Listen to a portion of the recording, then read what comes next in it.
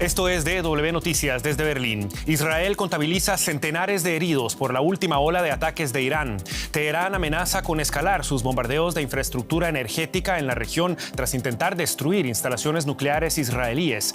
Mientras Donald Trump impone un ultimátum para que Irán reabra el estrecho de Hormuz, la crisis energética se intensifica ante una guerra que parece estar lejos de terminar. Estos son nuestros titulares. Cada vez más misiles iraníes parecen vulnerar las defensas antiaéreas israelíes. La República Islámica asegura que sus ataques son en represalia por los bombardeos de Israel contra sus propios centros de investigación nuclear. Además, ante la latente crisis energética global, el presidente de Estados Unidos, Donald Trump, le da un ultimátum a Irán. O abre el estrecho de Hormuz, crucial para el transporte de petróleo, o verá la destrucción total de sus plantas de energía. Y en Alemania, una elección regional con implicaciones para la política de todo el país. El estado de Renania-Palatinado da la espalda a la socialdemocracia y otorga el triunfo al partido del actual canciller federal Friedrich Merz.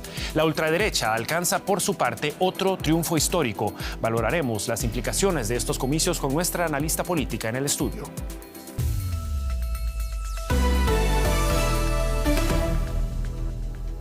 Los saluda Javier Arguedas. Gracias por informarse con nosotros. Los servicios de emergencia de Israel ya registran alrededor de 200 heridos por los ataques perpetrados por Irán contra las ciudades israelíes de Dimona y Arad la noche del sábado. A eso se suman otros 15 heridos luego de que bombas de racimo impactaran hoy el centro del país, según las autoridades israelíes. La República Islámica intenta golpear instalaciones atómicas israelíes luego de que las fuerzas de defensa de Israel bombardearan el complejo nuclear iraní de Natanz. Este es el momento en el que un misil iraní impactó en Dimona, en el sur de Israel, durante la noche, hiriendo a decenas y destruyendo edificios. En Arad, al norte del país, un ataque nocturno causó heridos entre la población civil y destruyó varias viviendas. El primer ministro Benjamin Netanyahu visitó la localidad en el desierto de Negev para evaluar los daños. Estamos en Arad, donde ocurrió un milagro, pero un milagro que no debería haber sido necesario, el milagro de que no muriera nadie. Y al amanecer, Tel Aviv fue alcanzada por un ataque iraní. Una bomba de racimo causó heridas a al menos 15 personas. La ola de ataques de Irán está aumentando la presión sobre las defensas aéreas de Israel, en particular sobre su sistema de intercepción de misiles Cúpula de Hierro. Sin embargo, el ejército israelí insiste en que el sistema sigue funcionando. Los índices de intercepción son de más del 90%. Analizaremos lo que ha pasado. Quisiéramos alcanzar el 100%, pero ni los mejores sistemas de defensa del mundo son infalibles. Pero en las últimas 24 horas, el sistema no interceptó al menos 3 ataques. Dimona y Arad están a solo unos kilómetros de la principal instalación nuclear de Israel en el desierto del Negev. Irán dice que esta fue su respuesta a un ataque contra su complejo nuclear de Natanz. El presidente del Líbano, Joseph Aoun, condenó este domingo el bombardeo israelí de un puente estratégico en el sur del país y afirmó en un comunicado que los ataques contra la infraestructura constituyen, citamos, el preludio de una invasión terrestre. El ejército israelí atacó un puente importante situado en la principal carretera costera que conecta la región de Tiro con el resto del país. Esto ocurre luego de que el ministro de Defensa israelí, Israel Katz, afirmara que el gobierno dio la orden de destruir más infraestructuras utilizadas por Hezbollah, cuyo brazo armado es considerado un grupo terrorista por la Unión Europea. Mientras tanto, en el norte de Israel falleció este domingo el primer israelí por un cohete lanzado desde el Líbano en un ataque reivindicado por Hezbollah. El ejército israelí está investigando si el incidente fue efectivamente causado por un proyectil procedente del Líbano o si se trató de fuego amigo.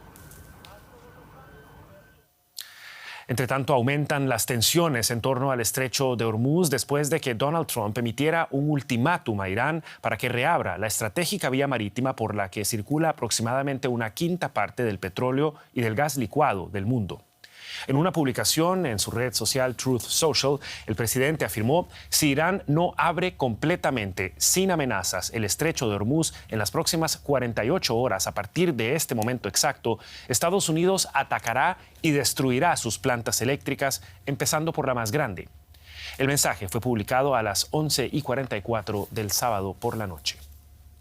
Irán respondió también con amenazas, advirtiendo que cualquier ataque contra sus plantas eléctricas desencadenaría represalias dirigidas contra infraestructuras energéticas en toda la región de Medio Oriente que podrían ser destruidas de manera irreversible. Los transeúntes en Teherán reproducían este mismo espíritu desafiante ante las cámaras. Respondimos a Estados Unidos. Si se interrumpe el suministro eléctrico a Irán, se desconecta toda la región. La población respalda esta decisión militar. Este tipo de discurso, amenazar las infraestructuras de Irán, es más bien propaganda y nos damos cuenta de ello. Fijamos ahora la mirada en la guerra en Ucrania. Negociadores estadounidenses y ucranianos se reunieron este sábado en Estados Unidos para intentar reimpulsar las conversaciones destinadas a ponerle fin a la guerra en Ucrania. Mientras tanto, Rusia y Ucrania intercambiaron ataques cruzados con drones y misiles en las últimas horas. El sábado, según autoridades ucranianas, al menos 2 personas murieron y 6 resultaron heridas, entre ellas 2 niños, al impactar un dron ruso contra una vivienda en Zaporilla.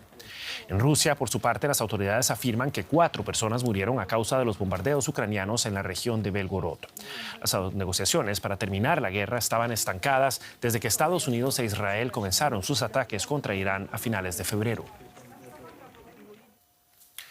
El presidente de Colombia, Gustavo Petro, entregó el sábado en Bogotá la presidencia pro tempore de la Comunidad de Estados Latinoamericanos y Caribeños, la CELAC. El relevo lo tomó el presidente de Uruguay, Yamandú Orsi. Esta cumbre contó también con la presencia de países de África y en ella se abordaron los principales conflictos internacionales. La CELAC intenta, como muchas otras plataformas, ofrecer soluciones a los desafíos actuales, pero el encuentro se caracterizó por la ausencia de la mayoría de los jefes de Estado. En la cumbre de la CELAC estaban invitados 33 jefes de Estado. Solo acudieron 5. Los demás países enviaron a ministros de Exteriores y representantes.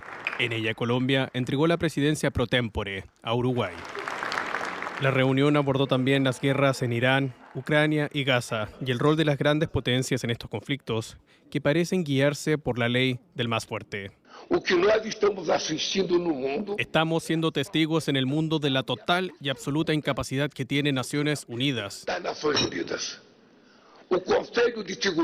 El Consejo de Seguridad de la ONU y sus miembros permanentes fueron creados para mantener la paz. Pero son ellos los que están provocando las guerras. Genocidio en Gaza. ¿Qué hacemos juntándonos con genocidas? ¿Qué hacemos diciéndole al genocida que llevamos ejércitos latinoamericanos para ayudarle? ¿Le vamos a ayudar a matar los bebés árabes? La CELAC busca abrir un nuevo espacio de diálogo con el continente africano para avanzar en una agenda propia de integración. Durante el foro también varios países condenaron el actuar de Estados Unidos en Venezuela y ahora con Cuba. No es posible que alguien piense que es dueño de otros países. Miren lo que están haciéndole ahora a Cuba. Lo que hicieron a Venezuela no es democrático. Este punto quedó plasmado en la declaración conjunta de la cumbre. Allí piden fin al bloqueo económico, comercial y financiero impuesto al país. El viceministro de Relaciones Exteriores de Cuba, Carlos Fernández de Cosío, afirmó este domingo que las Fuerzas Armadas de su país están preparándose para una posible agresión militar por parte de Estados Unidos. El asedio de Washington contra el régimen comunista de la isla está impactando en varios frentes, principalmente el energético. Este sábado, la red eléctrica del país colapsó, generando un nuevo apagón general. Así amanecía La Habana tras una noche a oscuras. El sábado a las 6:30 de la tarde, hora cubana, el colapso de una central eléctrica en Camagüey desencadenó la caída general del sistema eléctrico de la isla, dejando a oscuras a los casi 10 millones de habitantes del país. Es el segundo apagón nacional en menos de una semana y el 7º en año y medio. Una situación que muchos viven con resignación. No, claro, tenemos que acostumbrarnos a seguir la rutina de siempre porque ¿qué vamos a hacer? ¿Cómo vamos a tratar de sobrevivir y llevar la vida en adelante? Tenemos que seguir, acostumbrarnos a los acontecimientos con o sin corriente. La situación se debe a lo que el gobierno de la isla llama cerco energético de Estados Unidos. Cuba ha dejado de recibir petróleo venezolano, su mayor proveedor, desde que Estados Unidos capturara al presidente Nicolás Maduro. El presidente Trump amenaza además con sanciones a los países que suministren combustible a Cuba. Los apagones también tienen causas estructurales, con instalaciones envejecidas y falta de mantenimiento. Según informaciones de rastreadores marítimos, un petrolero con bandera rusa y otro con bandera de Hong Kong estarían intentando sortear el bloqueo estadounidense, transportando cientos de miles de barriles de petróleo a Cuba. Estamos resistiendo, veremos hasta cuándo. No venía un barco ruso, sabemos que venía, pero no acaba de llegar. Y entonces tenemos una situación dura. Una situación dura que el restablecimiento de la electricidad solo aliviará parcialmente.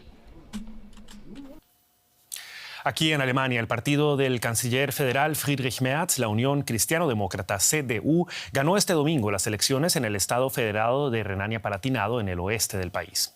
De esta forma, la CDU desbanca a los socialdemócratas del gobierno de este estado federado, que llevaban gobernándolo 35 años. El partido de ultraderecha Alternativa para Alemania habría duplicado el resultado de 2021 y se sitúa como tercera fuerza. De acuerdo con las proyecciones de las cadenas de televisión públicas ZDF y ARD, en una ajustada carrera por el primer puesto, la CDU habría obtenido un 30,5% de los votos y el SPD entre un 25 y 27%.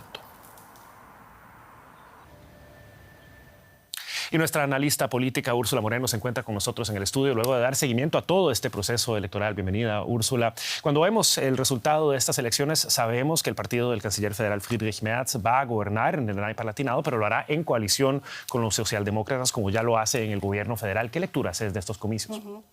Hola, Javier. Pues después de 35 años, el Partido Socialdemócrata pierde este bastión, el último que le quedaba en el sur de Alemania, a manos de los conservadores, pese a que el primer ministro Alexander Schweitzer realmente era el candidato más popular, pese a que llevaban 35 años gobernando. Pese a todo eso, al final la CDU ha sabido capitalizar el desgaste y la crisis existencial en la que está el Partido Socialdemócrata le ha pasado factura.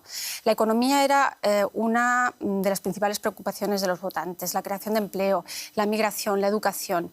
Y a todas luces, ahora mismo los votantes le adjudican esas competencias más a los conservadores que a los socialdemócratas.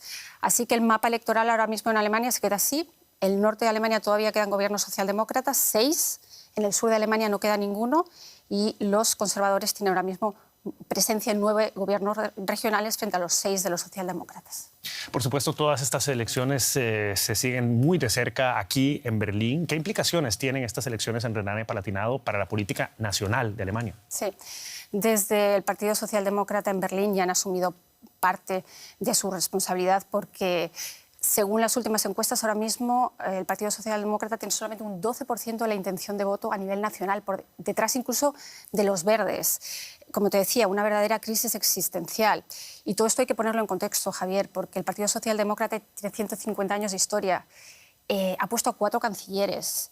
En los años 70 tenía 1 millón de afiliados, ahora en torno a 360.000. Es un partido muy importante en la historia de este país, pero su base obrera la está perdiendo. Se van a votar a la Alternativa para Alemania, es decir, a los ultraderechistas, a los verdes, a los conservadores. Por otro lado, son el socio menor de la coalición, como decías, en Berlín, y tienen que asumir importantes reformas que Lars Klingbeil, que bien podría mañana, es el presidente del partido, bien podría mañana poner a cargo su disposición como presidente del partido, porque dicen muchos observadores que ha querido abarcar demasiado con la presidencia del partido, con la vicecancillería y con el Ministerio de Finanzas. Por otro lado, al propio canciller no le interesa que el socio menor sea un socio débil por todo eso que tienen que afrontar en estos momentos. Es decir, que puede ser que no magnifiquen tampoco esta derrota y se concentren en lo que tienen que hacer, que es en gobernar ahora mismo a este país que está en recesión. Y observando, por supuesto, con muchísimo detenimiento estos acontecimientos, está la ultraderecha de Alternativa para Alemania, que repite su porcentaje de las elecciones nacionales y que además alcanza su mejor resultado en un estado del oeste del país, de Alemania. ¿Qué nos dice esto sobre el poder político de la AfD? Ha más que duplicado sus resultados. Ya no es un fenómeno aislado del este de Alemania, sino que está ganando elecciones en Baden-Württemberg, aquí en Renania-Palatinado. Y habrá que ver si los partidos de centro realmente pueden contener a la ultraderecha, y se verá en los comicios regionales que hay en el este de Alemania, donde tiene un 40% de la intención de voto. Eso son palabras mayores, Javier. Palabras mayores que analizaba para nosotros Úrsula Moreno. Muchísimas gracias y hasta la próxima ocasión. Y con esto llegamos también al final de esta edición. Hasta la próxima y que la pasen bien.